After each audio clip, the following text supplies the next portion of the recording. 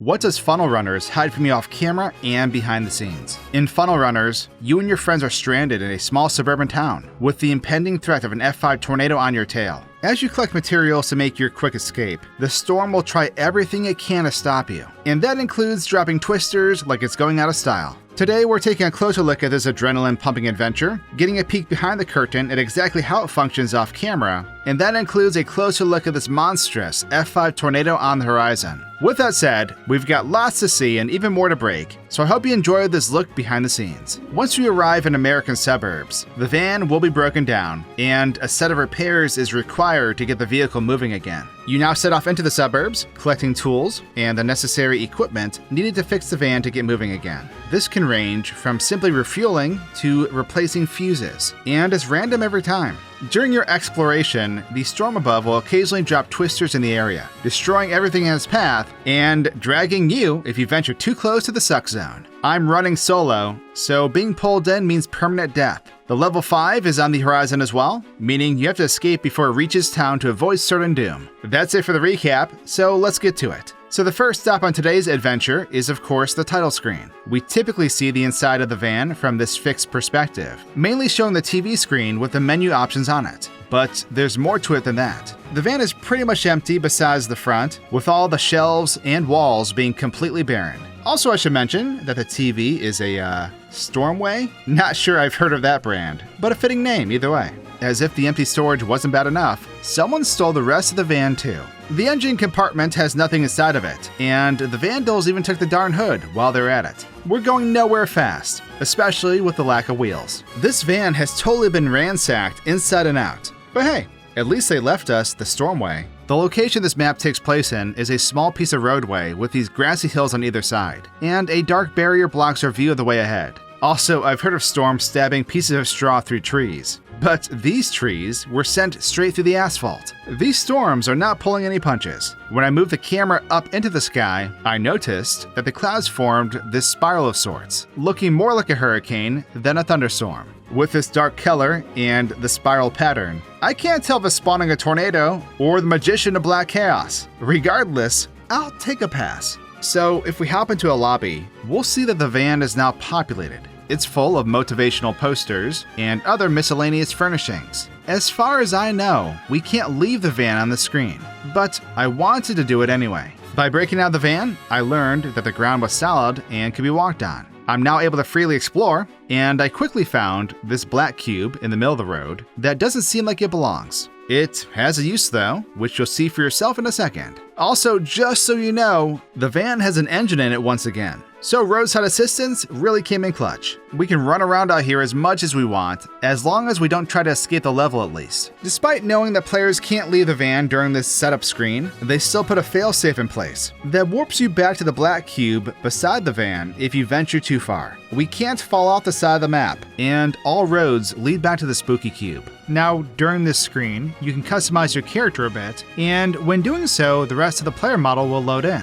Just not how you'd expect. There's actually a second van beneath the level that is used for the character screen, and a copy of your model is loaded in down here to display your modifications. When you enter this screen, the camera just moves down here, which is a pretty clever method of pulling this off. Before heading out of here, I traded the van in for a bigger model, only I think I went a bit overboard. Our modest little RV is now a yacht, and I have no idea why I thought this was necessary. We've now successfully broken down in the suburbs, and we can take a look outside the map. The first thing I did was explore a bit beneath the ground to see if there's anything hidden down here, and I found these gigantic boulders. They're massive down here below the grass, and if we look at them above ground, they appear as just a small formation of stone. Aside from these, there's nothing going on underneath this place at the moment, but we'll be back here in a little while. Let's turn our attention to the sky for now, since most of this game revolves around it. Even with the lighting effects disabled, our view of the summer sky is shrouded by these deep and foreboding clouds. From ground level, it seems they stretch into infinity. And from up above, well, they really do. No matter how far we go into the distance, the clouds will continue to spawn as far as the eye can see.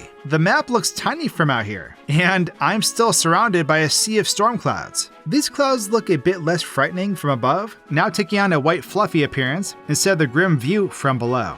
That's enough of this ambient stuff. Let's take a look at these tornadoes now. So when the storm decides it's twister time, a funnel will begin to form in the clouds, which looks pretty sinister. The funnel formation itself is a separate entity that spawns inside the clouds and kind of blends together using transparency. From the center, the tornado itself will appear inside and begin tracking downwards towards the ground, eventually connecting and beginning its destructive path. It moves pretty quickly too, so by the time you realize it's coming straight for you, it's already there. When it rips across the ground, items and pieces of houses will be sucked up into it as it passes by. It's hard to see exactly how far these items travel during their impromptu flight, but from up above, you can watch them flying straight off the edge and into the void space beyond the map's walls. Some of these items seem to get caught in the F5's proximity though, pulling them straight into its grasp. While watching this massive force of nature glide through town, I peek below the gameplay area to find something interesting. All of the items it pulled from the ground and inside the houses has been moved into the space below the level. There is a ton of stuff down here already. Chairs, plants, tires, and boxes have all been placed in this out-of-bounds zone after being picked up and thrown. I'm assuming these are the original copies of these assets, and the ones being picked up are versions specifically used for the animation, but I can't say for sure. As a matter of fact, we can watch from beneath the ground as more of these objects populate this spot, and it's a creepy indicator that the tornado above is doing tons of damage. I turned the lighting effects back on to view this haunting cyclone in all its glory. A second tornado started to form in nearly the exact same location as the first, creating this set of twins that was out for carnage. This wasn't something I expected to happen, but it just goes to show that safety isn't really an option in this quiet suburb. After reaching the end of its life cycle, the tornado quickly fades away, with the rotating clouds above disappearing at the same time. If you're unlucky enough to be pulled in, your model will fly right up into the cyclone, spinning around it a dozen times or so. I'm not sure if this is normal, or if it's just because I'm in single player, but my character tucked his knees up behind his body while zipping around in circles here. After a few rotations, it straight up launched me across town. Look just how far this thing sent me. It's honestly unnecessary, and a bit dramatic at this point. I literally flew from one end of the town to the other, but upon hitting the ground, a miracle took place. Somehow, when I finally landed, the rest of my body suddenly reappeared. I had a head and torso again, but for my current pose, it looks like I took a hit in a very unfortunate place. You win some, you lose some. At least I got my body back, but at what cost? Let's take a look at the larger twister now, the impending F5 rotating in the distance. As we approach it with the camera, its true scale becomes a lot more apparent. Similar to the standard twisters we've seen already, there are huge swirls of clouds leading into the center of this massive cyclone. It's nearly half the size of the entire map, and I feel we're a few minutes from Monster Zero making landfall, and I don't think Sarazoa is going to bail us out this time. The inside of the entity itself is filled with lightning and these wispy clouds. And despite the fact that there isn't any ground here, debris is rising and surrounding it to make it all the more menacing. From inside, we can see that the storm is so strong it broke reality, fracturing it into this weird sunburst effect. That's not really the case, but that sounds way cooler than a simple visual bug. From a distance, you can see that the storm will approach slowly over time, eventually ending up right in the center of town and swallowing up everything around you. It's hard to judge just how quickly it moves from far away though, so I wanted to see for myself. While out of bounds, we can speed things up to watch it cross the void in real time. Every second, it inches a bit closer to the suburbs. I don't know why I needed to see it from this perspective, because all it did was make it scarier for myself. Glorious. Sort of. When it finally reaches the level, things get a bit crazier. This monster is ripping practically every object from the map and dragging it in. And this is very evident when viewing the object storage I mentioned previously. It basically rebuilt the entire town in this area, and it very clearly represents just how destructive it is. It's a graveyard of map assets down here, which is honestly super awesome to view like this. When it finally passed over the van, I died that instant, sending me back to the lobby. Loading back into the suburbs, it's time to get our revenge on these twisters and start breaking some stuff. So as I was playing, something I noticed is that the weather effects only really take place within the main town location, typically staying in the proximity of the player. Knowing this, it was time to break out of this accursed place and head to freedom. I fought with the invisible barrier for quite a bit, but with a bit of finesse, I slipped through and into the wilderness beyond it. I was now free to explore the out-of-bounds spaces of the level, stepping past the trees surrounding the suburbs, and into the hills in the distance. When I was out here, a tornado had spawned directly behind me at the edge of the town. I was scared it would head straight for me, but it instead crossed sideways along the map's bounds and eventually disappeared. While this was taking place, I stepped over to this house thinking I could use it for shelter. But it turns out that the homes sitting in the distance are just for decoration. While every building in the main area is fleshed out inside with items and furniture, these are only visible from outside, and there's nothing to them from within. It's a good thing the tornado decided to head the other way. I was essentially protecting myself from a natural disaster with a cardboard box. This is the case for all the houses out of bounds too.